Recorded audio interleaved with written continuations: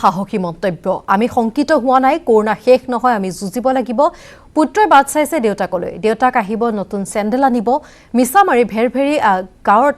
এই ঘটনা আৰু মিছামাৰী ভেৰভেৰী গাঁৱৰ পৰা এই সন্দৰ্ভত আমাৰ সাংবাদিক হৰেণ ভূমিজৰ এক প্ৰতিবেদন হয় নিশ্চয়কৈ কোভিড-19ত শোণিতপুৰ জিলাৰ মিছামাৰীৰ দুজন লোক আক্ৰান্ত হৈছে সেই দুজন লোক হাৰিয়ানাৰ গুৰগাঁৱত এটা কোম্পানীত কৰ্মৰত আছিল আৰু তেওঁলোকে কেইদিনমান পূৰ্বে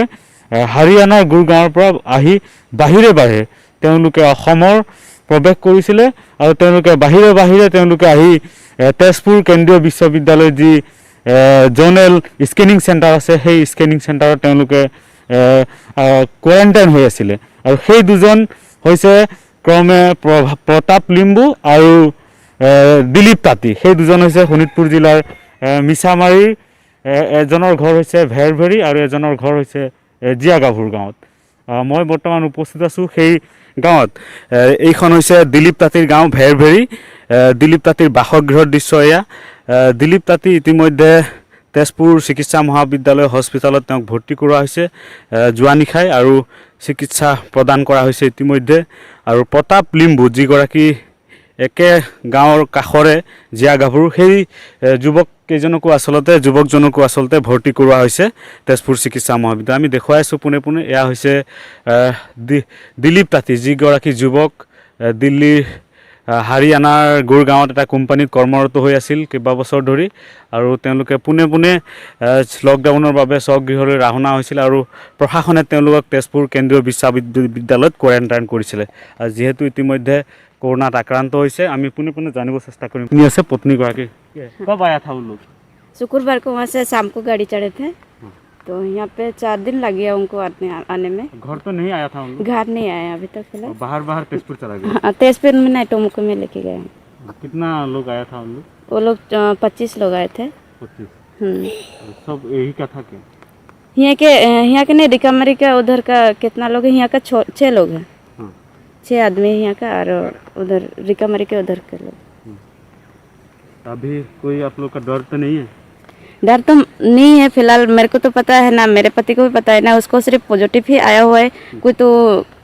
बीमारी से मरे तो नहीं दिखाया है ना अभी तक फिलहाल तो डर तो नहीं है पर मन में एक दुख है कि बच्चा है घर में इंतजार कर रहा है बच्चा कि पापा कब आएगा कब नहीं बोल के वही बस टेंशन है और कुछ मतलब डर नहीं है आप लोगों का डर नहीं है मतलब मेरे को बस ये कोरोना से तो हम लोग को लड़के ही रहना है ना हाँ डर के कहाँ भागेंगे और हम लोग तो हम एक तो लड़ रहे हैं जैसा हो रहा है ना অতি গুৰুত্বপূৰ্ণ কথা কৈছে খেতৰ পত্নী দিলীপ তাঁতীৰ পত্নীয়ে যে কৰোনাক আচলতে ভয় কৰিব নালাগে চাওক গৰাকী আচলতে কৰোনা আক্ৰান্তৰ পত্নীয়ে কৈছে এনেধৰণে কৰোনাক আচলতে আমি ভয় কৰিব নালাগে তাক আমি যুঁজিব লাগিব তাৰ বিৰুদ্ধে আৰু আচলতে যুঁজিহে আমি কৰোনাক আচলতে পৰাস্ত কৰিব লাগিব পৰৱৰ্তী খবৰ অসমত এতিয়া উচ্চ শিক্ষিত যুৱক কিছুমান নামি পৰিছে ড্ৰাগছৰ ব্যৱসায় কামৰূপ আৰক্ষীৰ জালত তেনেকুৱা উচ্চ শিক্ষিত 3জনকৈ ড্ৰাগছ ব্যৱসায়ী ইঞ্জিনিয়াৰিং পাছ কৰি ড্ৰাগছৰ ব্যৱসায়ত নামি পৰিছে জালুকবাৰী দুই ভাই ককাই মানৱজ্যোতি দাস আৰু বিক্ৰমজিৎ দাস নামৰ জালুকবাৰী দুই ভাই ককাই ৰঙিয়া ধৃতৰাজ ডেকা নামৰ যুৱকজনৰ সৈতে নিষিদ্ধ হেৰোইন বিক্ৰী কৰি থকাৰ খবৰ পাই অভিযান চলাই ৰঙিয়া মহকুমা আৰক্ষীয়ে মহকুমা আৰক্ষী বিষয়া কংকনজ্যোতি নাথৰ নেতৃত্বত চলা অভিযানত ড্ৰাগছ ব্যৱসায়ী কেইজনে আৰক্ষীৰ বেহু ভেদ কৰি ৰঙিয়াৰ পৰা পলায়ন কৰে যদিও সাংসাৰী আৰক্ষীৰ হাতত ধৰা পৰে আটক কৰা সময়ত ড্ৰাগছ ব্যৱসায়ী কেইজনৰ পৰা 31টা সন্দেহজনক হেৰোইনৰ কণ্টেইনাৰ লগতে 2টা মোবাইল ফোন আৰু এখন অল্টো গাড়ী আৰক্ষীয়ে জব্দ কৰিবলৈ সক্ষম হৈছে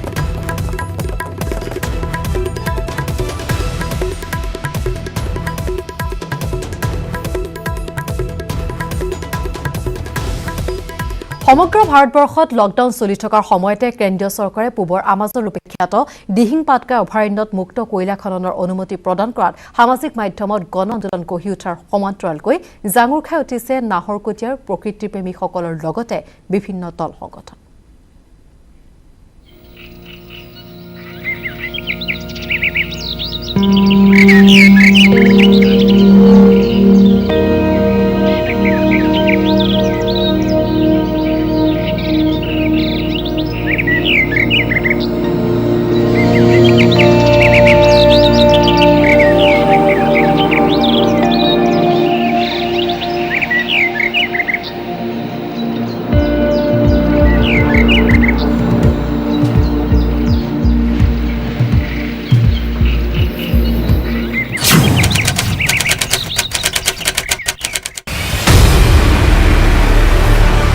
গভীৰ সংকটত জয়পুৰ বৰ্ষাৰণ্য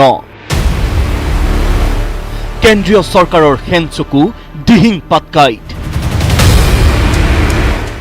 পূবৰ আমাজনলৈ তীব্ৰ ভাবুকি ৰাষ্ট্ৰীয় বন্যপ্ৰাণী পৰিষদৰ এটা অনুমতিক লৈ তোলপাৰ লাগিছে অসমত পূবৰ আমাজন ৰূপে খ্যাত দিহিং পাটকাইৰ ৯৮ হেক্টৰ ভূমিত মুকলিকৈ চলিব কয়লা খনন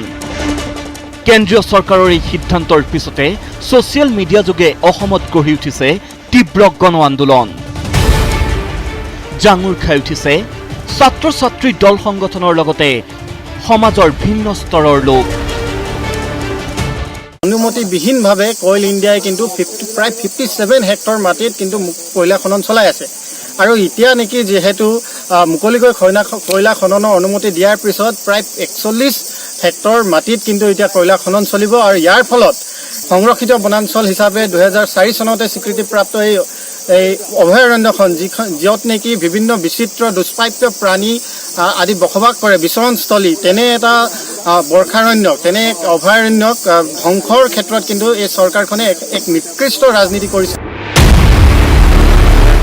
800 বৰ্গ কিলোমিটাৰ সামৰি থকা এই বৰ্ষাৰণ্যত আছে 40টাতকৈ অধিক স্তন্যপায়ী জীৱ 300 প্ৰজাতিৰ পক্ষী 35টা প্ৰজাতিৰ মাছ 40টাতকৈ অধিক প্ৰজাতিৰ সৰীসৃপ 7টা প্ৰজাতিৰ বনমেকুৰী 132টা প্ৰজাতিৰ পখিলা ভালুক বনগাহৰি বিলুপ্তপ্ৰায় হলৌ বান্দৰ বিভিন্ন প্ৰজাতিৰ হুকাঠি গছ লতিকা আৰু 108টা প্ৰজাতিৰ অৰ্কিড এই অভয়াৰণ্যৰ বিস্তৃত তথা ঘন চিৰসেউজীয়া বনাঞ্চলৰ বাবে 2004 চনৰ 13 জুনত জয়পুৰ ডিৰাক আৰু আপাৰ দিহিঙৰ 111.19 বৰ্গ কিলোমিটাৰ সাঙুৰি দিহিং পাটকাই অভয়াৰণ্য ঘোষণা কৰাৰ পিছত অসমৰ প্ৰথমখন বৰ্ষাৰণ্য হিচাপে স্বীকৃতি লাভ কৰে জয়পুৰ বৰ্ষাৰণ্যই বৰ্ষাৰণ্যখনক সংৰক্ষিত কৰাৰ পৰিৱৰ্তে ধ্বংস কৰাৰ যি সিদ্ধান্ত চৰকাৰে গ্ৰহণ কৰিছে তাৰ বিৰুদ্ধে সৰব হৈ উঠিছে প্ৰকৃতিপ্ৰেমী উত্তৰ পূৰ্বাঞ্চলৰে আমাৰ জৈৱ বৈচিত্ৰ্যৰে ভৰা এই ঠাইখনত কোনো কাৰণত এই কয়লা খনিটো তাতে উদ্ঘাটন কৰিব নালাগে আৰু যাতে জলবায়ু পৰিৱৰ্তন পৰা পৃথিৱীক প্ৰদূষণমুক্ত কৰিবৰ কাৰণে সেইটো বন্ধ কৰিবলৈ মই ভাৰত চৰকাৰ ষ্টেট গভৰ্ণমেণ্টক অনুৰোধ কৰিম যি সময়ত দেশী বিদেশী পৰ্যটকক আকৰ্ষণৰ বাবে চৰকাৰ তথা পৰ্যটন বিভাগে শ কোটি টকা খৰচ কৰি জয়পুৰ বৰ্ষাৰণ্য মহোৎসৱ অনুষ্ঠিত কৰি আহিছে তেনেস্থলত অভয়াৰণ্যখনত চৰকাৰে লোৱা কয়লাৰ মুক্ত খননৰ হঠকাৰী সিদ্ধান্তই সকলোৰে চকু কপালত তুলিছে ইফালে দিহিং পাটকাইত কয়লাৰ মুক্ত খননৰ তীব্ৰ বিৰোধিতা কৰিছে প্ৰাক্তন মুখ্যমন্ত্ৰী তৰুণ গগৈয়ে ইয়াৰ ফলত অসমৰ যিটো ইকোলজিকেল বেলেন্স বুলি আমি কওঁ এই ইকোলজিকেল বেলেন্স আজি সম্পূৰ্ণ নষ্ট হৈ যাব যে আমি যিটো বায়োডাইভাৰ্চিটি বুলি কওঁ এইটো অকল ভাৰতবৰ্ষৰ ভিতৰত নহয় এছিয়াৰ ভিতৰত এটা অতি চহকী বায়োডাইভাৰ্চিটি য'ত বিভিন্ন ধৰণৰ পশু পক্ষীয়েই হওক পখিলাই হওক মাছেই হওক জীৱ জন্তুৱেই হওক বিভিন্ন ধৰণৰ গছ গছনিয়েই হওক অৰ্কিড আদি কৰি এই অঞ্চলটো সকলোৱে জানে যেটো ৰেইন ফৰেষ্ট বুলি আমি কওঁ এই সিদ্ধান্তটোৱে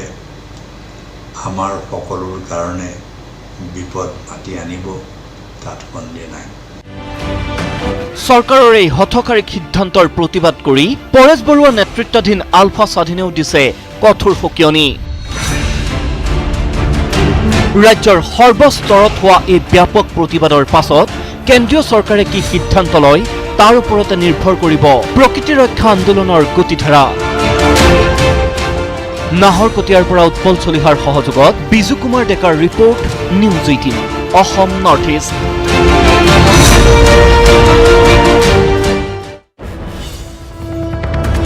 আৰু দিহিং পাটকাই গণ আন্দোলনৰ পাছতে তৎপৰ মুখ্যমন্ত্ৰী দিহিং পাটকাই অভয়াৰণ্য পৰিদৰ্শনৰ বাবে বনমন্ত্ৰীক নিৰ্দেশ পৰিস্থিতি অধ্যয়নৰ নিৰ্দেশ মুখ্যমন্ত্ৰী সোণোৱালৰ বনাঞ্চল জৈৱ বৈচিত্ৰ্য সংৰক্ষণৰ বাবে চৰকাৰ দায়বদ্ধ বুলি মন্তব্য কৰিলে মুখ্যমন্ত্ৰীগৰাকী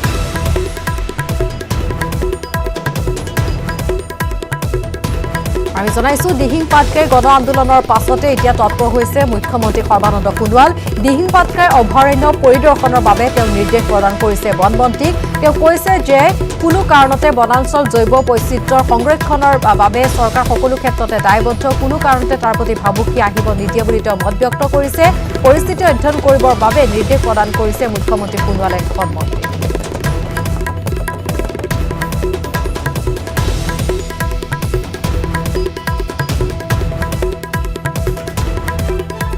শ্ৰীৰামপুৰ ছাগলীয়াৰ বহিৰাজ্যৰ পৰা অহা লোকৰ হাহাকাৰ